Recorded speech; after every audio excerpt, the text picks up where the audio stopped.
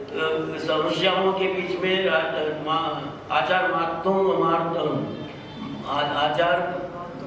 आचार्य मामदूम को जो है राजा ने एक बार बुलाया और तो आचार्य श्री ने कहा कि मेरे को राजा क्या मेरे पे नहीं चलती है, क्योंकि मैं न तो कृषि करता हूँ न कोई व्यापार करता हूँ, इसलिए मैं नहीं आ सकता, मुझे कोई वो नहीं है। तो सैनिकों ने कहा कि तुम अगर नहीं चलोगे तो हम आपको तलवार की नोक पर ले जाएंगे। तो आचार्य ने कहा कि मुझे तलवार की नोक से कोई डर नहीं है, और जो तलवार की नोक से डरता है वो जो है साधु नहीं है। ये कहकर आचार्य श्री राज दरबार में जाने से इनकार कर दिया, क्योंकि जिस वक्त एक सेठ एक बालक को लेकर के राज दरबार में गया, तब राजा भोज ने पूछा कि ये बालक कुछ पढ़ सकता है क्या। तब सेठ जी ने कहा कि ये जो है नामावली नाममाला के नाम की जो है उसके कुछ पद को याद करा है, तो राजा ने हुक्म किया कि मुझे सुनाओ। तब बालक ने वो पद सुनाए तो राजा जो है बहुत ज़्यादा प्रसन्न हुआ और कहा कि ये जो पद किसके है। तब सेठ जी ने कहा कि ये जो है एक जैन कवि धनंजय के पद है। तब उन्होंने राजा ने कहा कि जो है ऐसे महाकवि का जो आपने मुझे अभी तक दर्शन ही नहीं कराया। तब वो सुन करके कवि धनंजय को जो बुलाया गया, तो धनंजय आकर के जो है वो माला नाम की जो है कविता को पूरी पद को सुनाया। तो राजा बहुत प्रसन्न हुआ और बोला कि तुम इतने बड़े कवि हो करके जो है इतना छोटा ग्रंथ लिखते हो, इससे क्या बड़ा ग्रंथ लिखो। तब कालिदास ने उससे क्रोधित होकर कहा कि हे राजा, ये तो जो है अनपढ़ आदमी है, इसे कुछ आता जाता नहीं है, ये तो कुछ दिनों पहले नग्न साधु आचार्य मातम के सामने बैठ करके कुछ सीख रहा था। तब कवि धनंजय को देख करके कालिदास को और क्रोध आया। तब कालिदास ने कहा कि इसके गुरु को और इसको कुछ आता जाता नहीं है, ये तो अनपढ़ गंवार आदमी है। ये कहकर कालिदास जो है बहुत प्रसन्न हुआ और हास्य करते रहा। इस प्रकार देखने से जो है बाद में धनंजय ने कहा कि तुम मेरे गुरु से तो क्या शास्त्रार्थ करोगे, मुझसे ही शास्त्रार्थ कर लो तो मैं आपको जानूं। ये कहकर वो लोग शास्त्रार्थ करने लगे। जब शास्त्र में संजय की जीत होने लगी तो कालिदास को जो है और गुस्सा आया और क्रोधित होकर उसने कहा कि महाराज, ये तो जो है नाम माला नहीं थी, ये तो जो है नाम मंजरी थी। इन्होंने मेरी कविता को, मेरे पद को चुराया है। इससे जो है राजा को और उस राजा क्रोधित हुआ और कहा कि तुम जो है इतने बड़े विद्वान होकर के जो है किसी की कविता को चुराने का आपेक्ष लगा रहे हो, ये तुम बहुत बड़ी गलती कर रहे हो। ये कहकर उसने जो है कहा कि मेरे शास्त्र में जब हारने लगा कालिदास, तो धनंजय ने कहा कि आप मेरे से शास्त्र क्या कर रहे हो, मेरे गुरु से तो काम क्या करोगे। ये कहकर फिर कालिदास ने कहा कि नहीं, वो तो अनपढ़ गवार है। ये कहकर राजा ने जो है मातंग ऋषि को बुलाने के लिए कहा गया, तो वो है सैनिकों को भेजा गया। सैनिक गए तो जो है आचार्य श्री ने कहा कि मैं राजा क्या नहीं मानता हूँ, क्योंकि मैं कोई व्यापार नहीं करता, ना कोई खेती करता हूँ, इसलिए मैं राजा क्या नहीं मानता हूँ। इतने कहने पर सैनिकों ने कहा कि आपको चलना पड़ेगा। तो उन्होंने कहा मैं नहीं जाऊंगा। वो जाकर के राजा से इसी प्रकार से वृत्तांत कहा गया। राजा ने उस वृत्तांत को सुनकर और जो है कहा गया कि फिर जाकर के बोलो कि उसको आना पड़ेगा। तब सैनिकों ने जाकर फिर कहा, तो फिर आचार्य श्री ने उसी प्रकार का जवाब दिया कि मैं नहीं आ सकता। सैनिकों ने कहा कि हम आपको तलवार की नोक पर लेके जाएंगे। तो आचार्य श्री ने कहा जो तलवार की नोक से डरता है, तलवार की धार से जो डरता है, वह साधु नहीं है। ये कहकर उसने जो है सैनिकों को वापस कर दिया।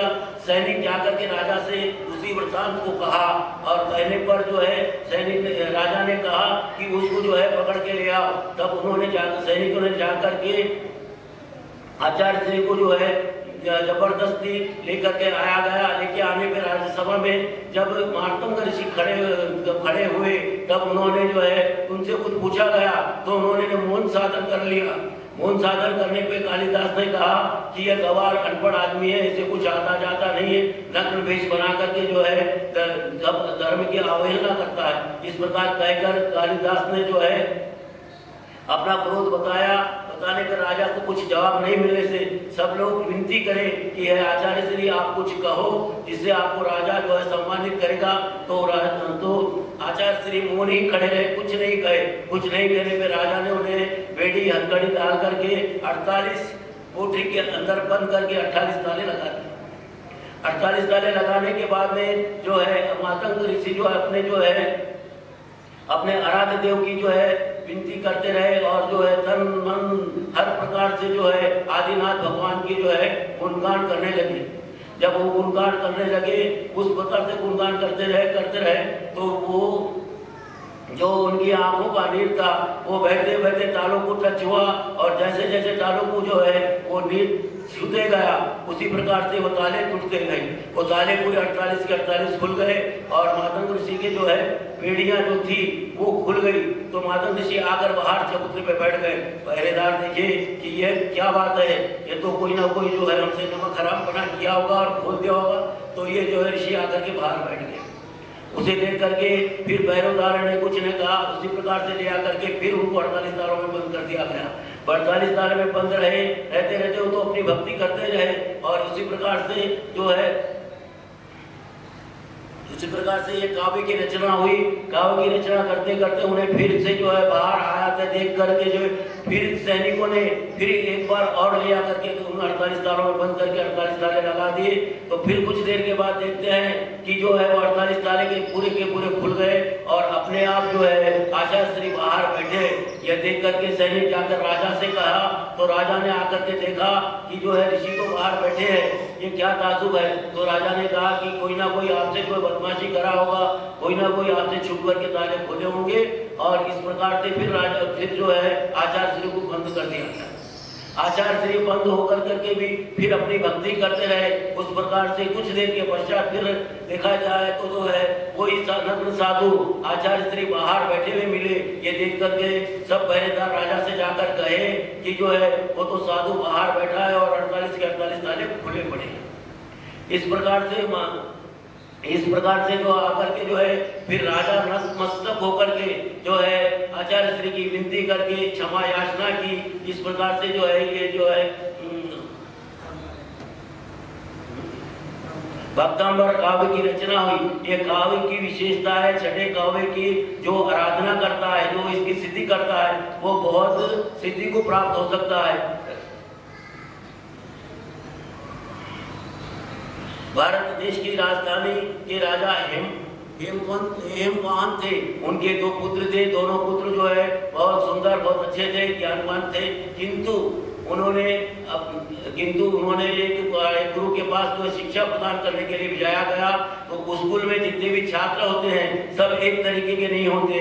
कोई ज्ञानी होता है, कोई बुद्धिमान होता है, कोई चंचल होता है, कोई किसी चीज में अच्छा रहता है, कोई किसी चीज में रहता है। इस प्रकार से जो है जो जिसका जो है ज्ञान क्षेत्र हो जाता है वो है जो है अनपढ़ के समान रहता है। वो कितनी भी कोशिश करने पे पढ़ लिख नहीं सकता, उसे कुछ याद नहीं होता है। तो वो है जो अपने कक्षा के अंदर अपने साथियों के साथ में जो है एक ग्लानि महसूस करता है कि मेरा क्या कारण है कि जो मैं पढ़ नहीं सक रहा हूँ। हालांकि काफी कोशिश करता है पढ़ने की, फिर भी पढ़ नहीं सकता, क्योंकि उसने कोई पूर्व जन्म में जो है किसी आदमी के जो है मतलब जो कोई स्वाध्याय वगैरह कर रहा था तो उसकी पुस्तक को छुपा ली या चोरी कर ली।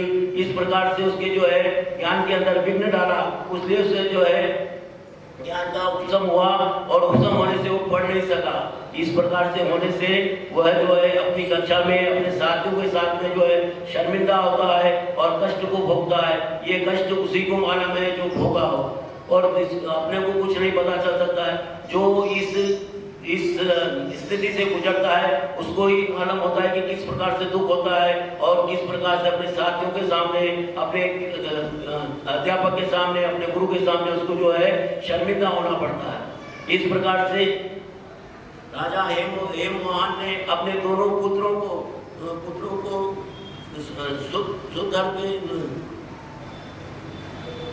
सुधर के आश्रम में पढ़ने के लिए भिजाया। 2 पुत्र थे उनके, एक था भोपाल और एक था भुजपाल। भोपाल जो है बड़ा था और भुजपाल छोटा था। इस प्रकार से दोनों पुत्रों को जो है शिक्षा ग्रहण करने के लिए भेजाते हैं। तो दोनों पुत्र खूब अच्छी तरह से कोशिश करते हैं पढ़ने की और ध्यान लगा के पढ़ते हैं। तो छोटा पुत्र तो सब विद्याओं में निपुण हो जाता है, वैद्य शास्त्र में, शास्त्र चलाने में, और कोई भी जो भी विद्या थी उसके अंदर सब में निपुण हो जाता है। और बड़ा जो है मूर्ख के समान, उसे कुछ याद नहीं होता है, कुछ पढ़ नहीं सकता। नहीं पढ़ सकने में गुरु भी बहुत सोचते हैं कि मैंने दोनों गुरु को एक जैसा ही पढ़ाया है और दोनों एक पिता की औलाद है और एक ही गुरु के शिष्य है, फिर भी ये क्या कारण है कि जो है एक को जो है विद्वान बन गया और एक मूर्ख का मूर्ख रह गया, उसे कुछ आता जाता नहीं है। ये सोच के उन्होंने फिर भी बहुत कोशिश की कि ये भी कुछ पढ़ लिख ले और कुछ समझ जाए तो मेरा भी नाम हो और इसकी भी जो ख्याति फैले। किंतु उसके दिमाग में कचरा गोबर के समान भरा हुआ था, वो कुछ पढ़ नहीं सीखा। नहीं पढ़ने पर वे गुरु ने जो है अपना माथा पच्ची गई और खूब करने के बाद में जो गुरु भी जो है परेशान हो गए कि ये कुछ पढ़ नहीं सकता, नहीं सकेगा। ये सोच के उन्होंने जो है दोनों को पिता के पास भिजा दिया। पिता के पास भेजने के बाद में पिता भी देखा कि एक तो पुत्र जो है विद्वान बन गया और एक मूर्ख का मूर्ख ही रह गया है, ना इसे कुछ आता है न जाता। ये सोच के छोटे भाई ने भी बड़े भाई की अवहेलना देख करके कुछ सोचा कि इसका कुच किया जाए। ये सोच के उसने जो है बहुत कोशिश की और करने के बाद में कहा कि भैया आप जो है दफ्तंबर काव्य के छठे काव्य का जो है आराध्य करो, उसे सिद्ध करो, तो आपको भी जो है विद्या की प्राप्ति होगी। तब उसने बड़े भाई ने मन से हर प्रकार से भक्ति पूर्वक उस काव्य की आराधना की। 21 दिन तक का उस काव्य की आराधना करके उसे सिद्ध किया। उसे सिद्ध करने के बाद में उसे एक देवी प्रकट हुई। वो देवी ब्राह्मणी थी। उसने कहा कि मैं आपसे बहुत खुश हूँ, आपका भक्तंबर पाठ जो है सिद्ध हुआ, इससे आप जो है जो आप सब चीज को प्राप्ति कर सकोगे। ये कहने के बाद में उस कुछ दिन के बाद में उसे उस ज्ञान की प्राप्ति हो गई। और ज्ञान की प्राप्ति भी इतनी ज्ञान की प्राप्ति हो गई कि शास्त्रों में भी उसका नाम आने लगा और जो है पूरे शहर में ख्याति फैली।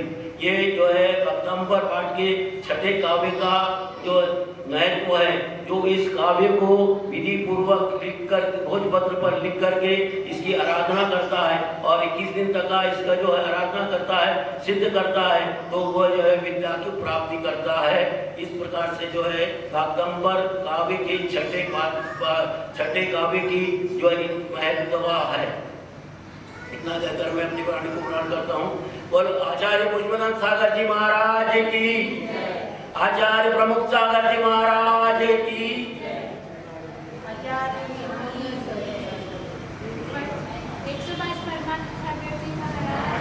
चल अपने साथ में खड़े हो जाएंगे, करेंगे। जिनवाणी के ज्ञान